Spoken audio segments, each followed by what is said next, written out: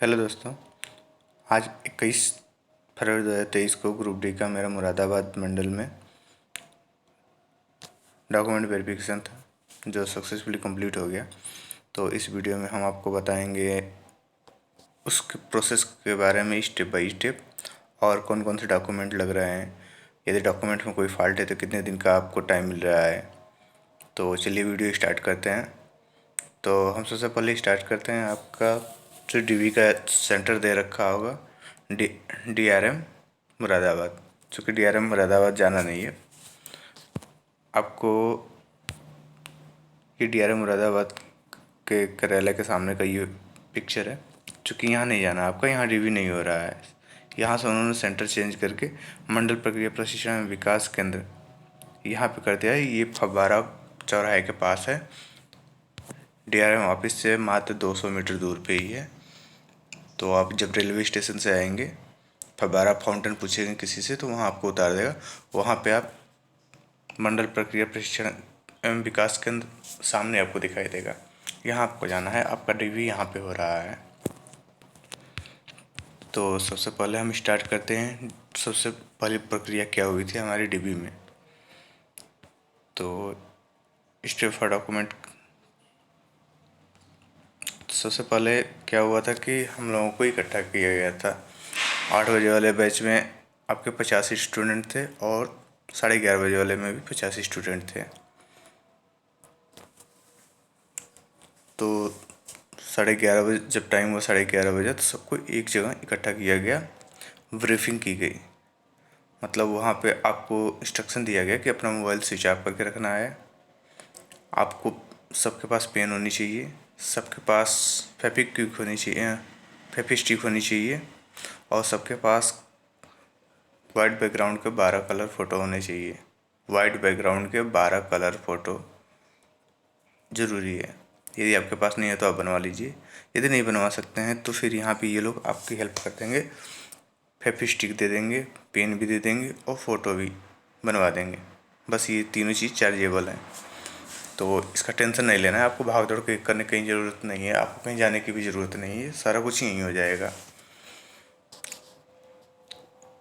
तो पहले काम में ब्रीफिंग में आपको ये 3 चीज़ बता दी गई, पेन, फेविस्टिक और फ़ोटो। उसके बाद मोबाइल साइलेंट करने को बोला गया। साइलेंट नहीं, स्विच ऑफ करने के लिए बोला गया और बैग में डालने के लिए बोला गया था। इसके बाद आपको इंस्ट्रक्शन दिया गया कि अंदर जाने के बाद जैसे डिसिप्लिन में आप कॉलेज में रहते हैं वैसे डिसिप्लिन में यहाँ भी रहना है।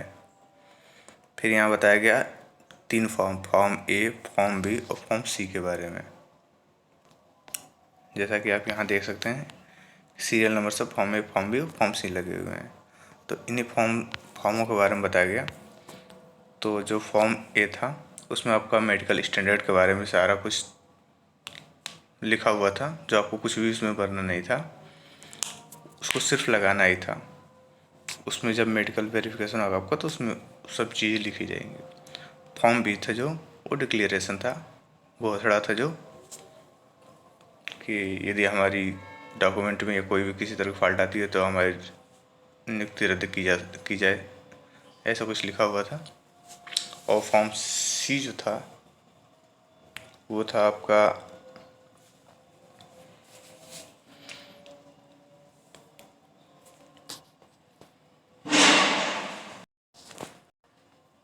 फॉर्म सी था जो उसमें आपको पोस्ट प्रेफरेंस लिखना था, भरना था आपको। उसके बाद साइन कहीं भी नहीं करनी थी। और जो फॉर्म बी था, फॉर्म बी में जो डिक्लेरेशन लिखा हुआ था उस डिक्लेरेशन को आपको एडमिट कार्ड में जो नीचे लिखा हुआ है उसमें लिखना था, इंग्लिश में लिखना था। जो फॉर्म बी में डिक्लेरेशन हिंदी और इंग्लिश दोनों में दे रखा था, तो इंग्लिश वाला एडमिट कार्ड पे भी लिखना था। सारा कुछ यहीं लिखवा देंगे, आपको उधर से करके कुछ भी नहीं लाना है। इसके बाद जब आपकी ब्रीफिंग होगी तो ब्रीफिंग में आपको एक नंबर दिया गया, टोकन नंबर दिया गया। सबका अलग अलग टोकन नंबर था। उस टोकन नंबर को याद करके रखना है शाम तक, जब तक आपका डॉक्यूमेंट वेरिफिकेशन ना हो जाए, क्योंकि उसी टोकन नंबर से आपको बुलाया जाएगा। फिर भी उतना टेंशन आपको लेने की ज़रूरत नहीं है। डॉक्यूमेंट वेरिफिकेशन में टोकन नंबर से बुलाया जाएगा, साथ में आपका नाम और फादर्स नेम भी बुलाया जा रहा है। यहाँ पे जो भी स्टाफ मेंबर हैं वो बहुत ही हेल्पफुली, मतलब सपोर्टिंग है। आपको बहुत सपोर्ट करें, कोई भी प्रॉब्लम आ रही है, कैसी भी प्रॉब्लम आ रही है, टेंशन लेने की कोई बात नहीं है। जब आपको टोकन नंबर मिल जाएगा तो फिर उसके बाद लाइनअप करा के एंट्री कराया जाएगा अंदर। एंट्री कराने के बाद आपको एक रूम में लेके जाया जाएगा। वहाँ पे सबसे पहले आपको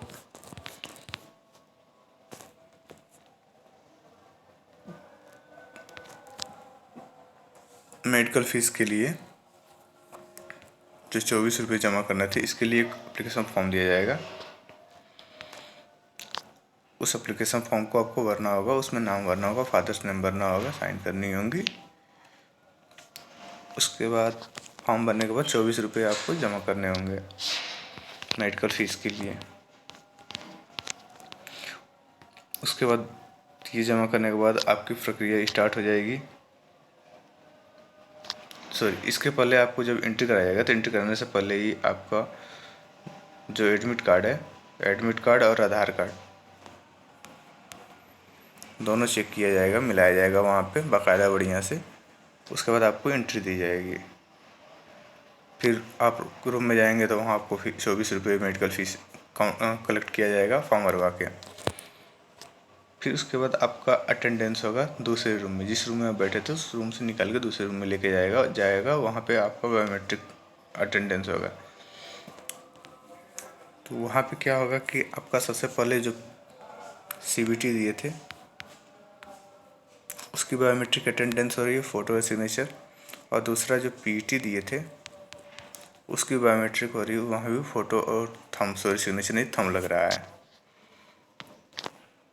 तो इस तरह से आपका बायोमेट्रिक होगा। बायोमेट्रिक होने के बाद फिर आपको पहले वाले रूम में ही भेज दिया जाएगा। फिर पहले वाले रूम से तीसरे वाले रूम में आपको भेजा जाएगा। वहाँ पे मैनुअल अटेंडेंस होगी, बाकायदा वहाँ सिग्नेचर कराया जाएगा, थंब लगवाया जाएगा।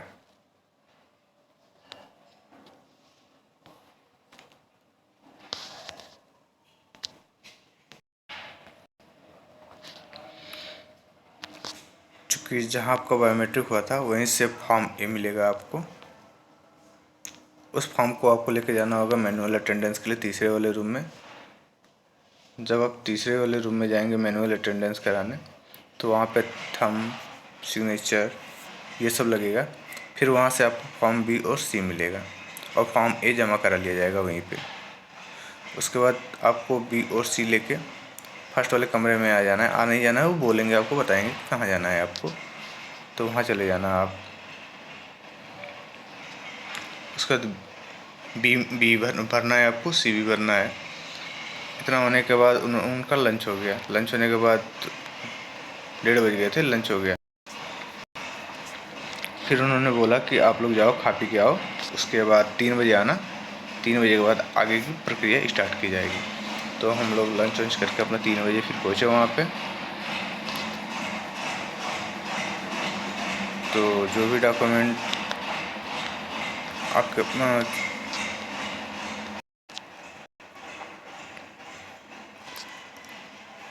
जब लंच करके आप 3 बजे वहाँ पहुँचे तो वहाँ डॉक्यूमेंट वेरिफिकेशन का काम शुरू हुआ। तो सबसे पहले नाम लिख के बुलाया गया। जिस कैंडिडेट का नाम और टोकन नंबर लेके बुलाया जा रहा था उसको जाना होता था अपना डॉक्यूमेंट लेके, ओरिजिनल और फोटो कॉपी का केवल एक ही सेट लग रहा है और 6 फ़ोटो लग रहे हैं। तो वहाँ पे सबसे पहले आपका एडमिट कार्ड मांगा जाएगा। हम बात करें डॉक्यूमेंट वेरिफिकेशन की। डॉक्यूमेंट वेरिफिकेशन में क्या क्या हो रहा है।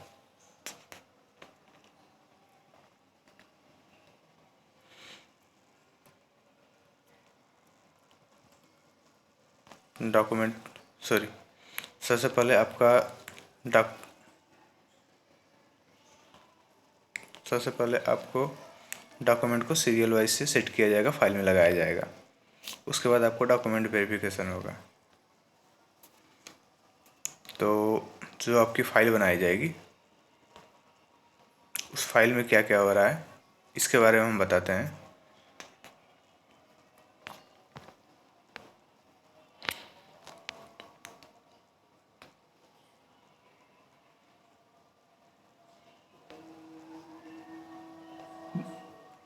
तो सबसे पहले आपसे आपका एडमिट कार्ड मांगा जाएगा। जो एडमिट कार्ड है वो मांगा जाएगा ओरिजिनल। फॉर्म ए उनके पास होगा, उसके बाद फॉर्म बी और फॉर्म सी मांगा जाएगा। पहले नंबर फॉर्म ए लगाएंगे वो, फिर बी लगाएंगे, फिर सी लगाएंगे। एडमिट कार्ड आपका लगाएंगे, जो डीबी और मेडिकल के लिए एडमिट कार्ड है। फिर आपकी 10वीं की मार्कशीट लगाई जाएगी, क्योंकि वहाँ पे आपको 10वीं की ओरिजिनल मार्कशीट और सर्टिफिकेट दोनों निकाल के दिखाना होगा उनको। 10वीं की मार्कशीट के बाद आपका आधार कार्ड लगेगा।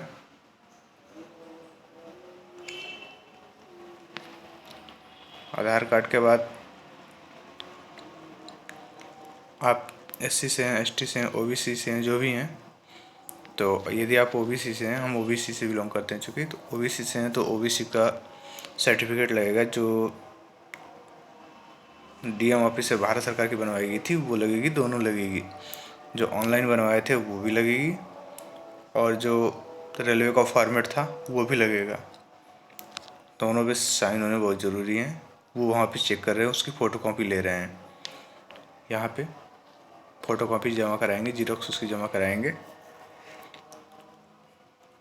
ईबीसी जो है, जो इनकम जो आप फॉर्म भरते समय छूट के लिए अप्लाई किए थे, वो सर्टिफिकेट नहीं मांगा जा रहा है आपको।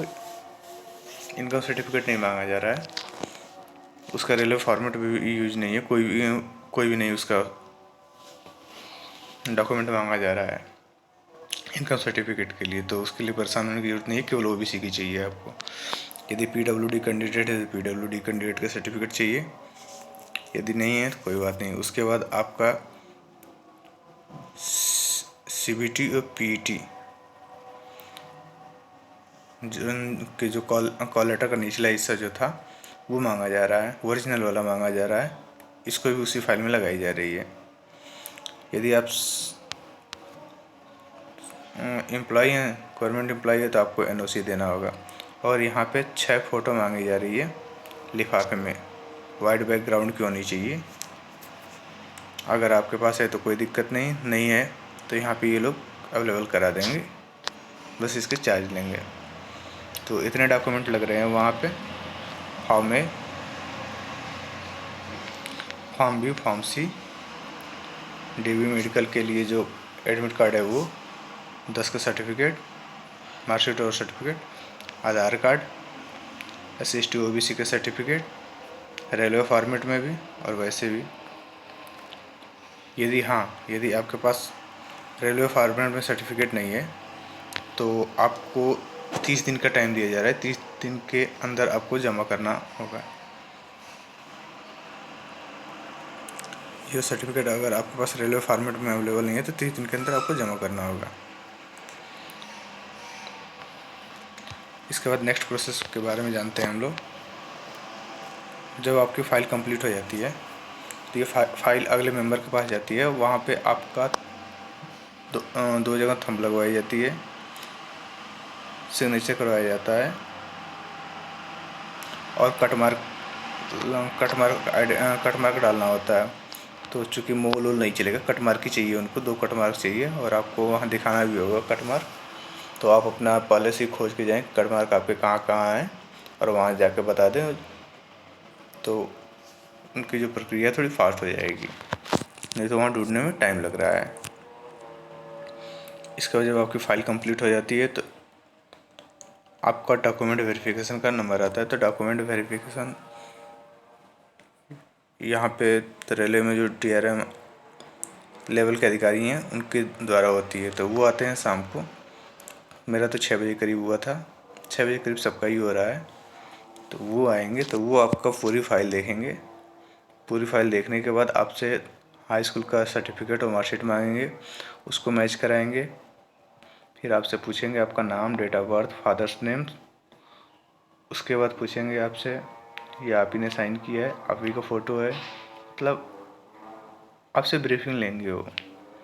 उसके बाद जो रेलवे फॉर्मेट में OBC का सर्टिफिकेट था उसके ओरिजिनल देखेंगे। भारत सरकार की जो कास्ट सर्टिफिकेट थी उसका भी ओरिजिनल देखेंगे। उन दोनों की जीरोक्स कॉपी भी उसमें लगाई जा रही है।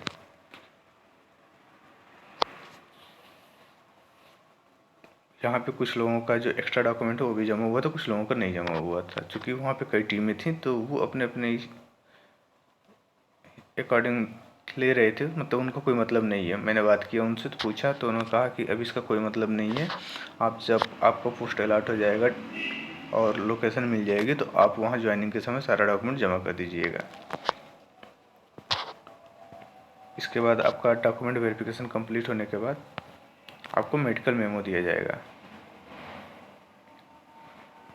कि आपका अगले दिन मेडिकल कितने बजे से कहाँ पे होना है। चूँकि मेडिकल यहीं पे 400 मीटर जहाँ आपका डीवी होगा उस 400 मीटर दूर पे ही है मेडिकल, कहीं दूर जाने की ज़रूरत नहीं है। यहाँ आपका मेडिकल वेरिफिकेशन होगा। मेडिकल मेमो में दो चीज़ होंगी, एक मेडिकल मेमो होगी, उसके पीछे टिकट लगा होगा, उसको जीरोक्स कॉपी कराने के लिए दो सेट बनाने के लिए बोलेगा। दो सेट बनवा के आपको रखना होगा। फिर अगले दिन आपको मेडिकल के लिए जाना होगा। फिर भी इसके बाद भी अगर कोई डाउट आपके पास रह जाता है, आप कमेंट बॉक्स में कमेंट करके मुझसे पूछ सकते हैं, हम आपको बता देंगे। तो कौन कौन से डॉक्यूमेंट लगेंगे आप एक बार देख लेना। ये डॉक्यूमेंट है आपके फॉर्म ABC का लेटर, 10वीं की मार्कशीट, ये है आपके डॉक्यूमेंट।